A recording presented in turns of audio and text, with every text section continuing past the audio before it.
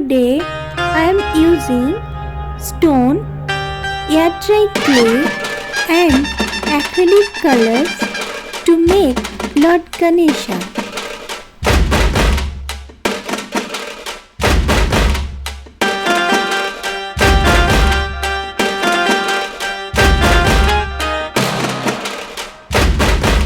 You can make this Lord Ganesha idol easily at your home. So watch the video till end.